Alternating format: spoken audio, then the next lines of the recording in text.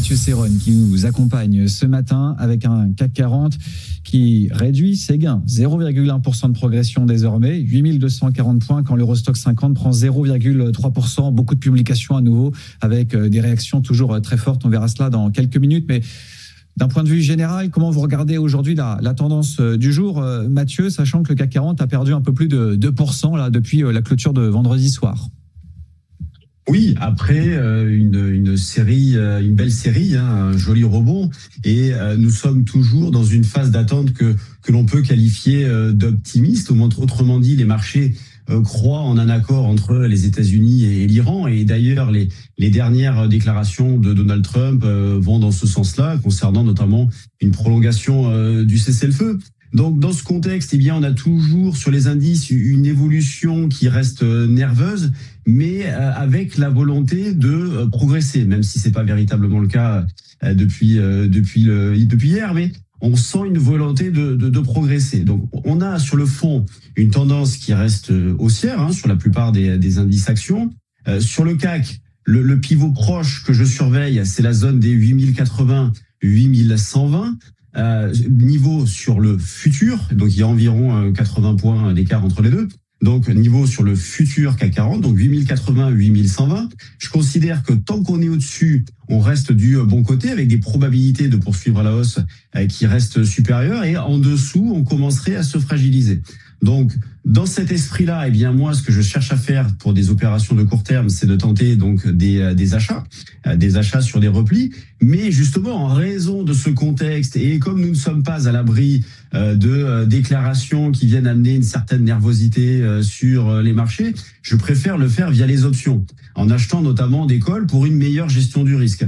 Donc moi, la stratégie, c'est dans cette zone autour des 8080, 8120, je suis prêt à acheter du call, dans la mesure où également on a une volatilité implicite qui est relativement basse, autour de 20. Donc, au vu du contexte, moi, je trouve qu'une vol de 20, c'est vraiment pas cher payé, dans la mesure où on a quand même une situation complexe et une volatilité à court terme qui reste importante. Donc, on a la possibilité de valoriser assez facilement des achats d'options. Et dans cet esprit-là, ce que je vais acheter dans cette zone autour des 8080, 8100, eh bien, je vais viser la zone des 8250 jusqu'au double top avec vendredi dernier sur les 8350. Donc 8080, c'est un niveau qui a été atteint hier soir à 21h30, donc on n'en est pas très loin. Sur le futur, on est actuellement à 8159, et on a également la même chose sur le DAX, où hier soir, on a atteint également un pivot court terme intéressant pour tenter des rebonds. Du côté des secteurs, vous regardez notamment en ce moment le secteur de la défense. C'est vrai qu'hier, ça a été une journée compliquée pour Thales, qui a perdu quasiment 6%, moins 7% pour Safran. Et ce secteur de la défense, depuis le début de la guerre en Iran, il est en baisse. Oui, alors il est en baisse, mais prenons un petit peu de recul. Quel parcours tout de même. Je regardais justement ce matin les variations, les progressions des valeurs du secteur.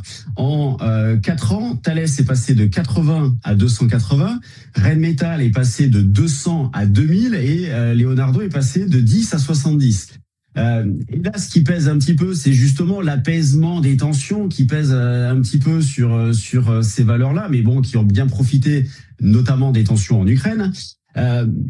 Moi, la question donc se pose d'entrée sur ces valeurs-là. On est sur des replis, vous le disiez, depuis le conflit en Iran, on a plutôt des replis sur ces valeurs-là. 9% de replis sur Thales, 15% sur Leonardo, et autour de 25-30 sur Rheinmetall.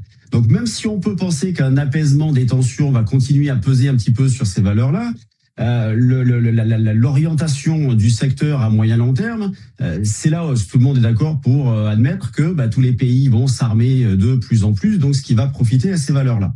Donc moi, ma réponse à la question est-ce qu'il faut acheter ces valeurs-là en ce moment, on va dire que pour du trading un petit peu dynamique, la réponse est non, dans la mesure où on a des valeurs qui sont en train de baisser. Donc pour l'instant, il n'y a pas vraiment de signal de reprise. Et quand on fait du trading dynamique, on essaye un petit peu de timer les mouvements. Donc pour l'instant, il n'y a pas de reprise. On est plutôt, on arrive sur des niveaux support, mais c'est un petit peu lourd.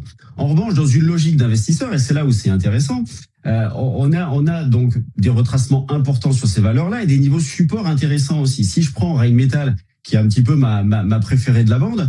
On a un gros support autour de la zone des 1350, 1450, donc on y est en ce moment. Et on a également des indications techniques de fin de baisse.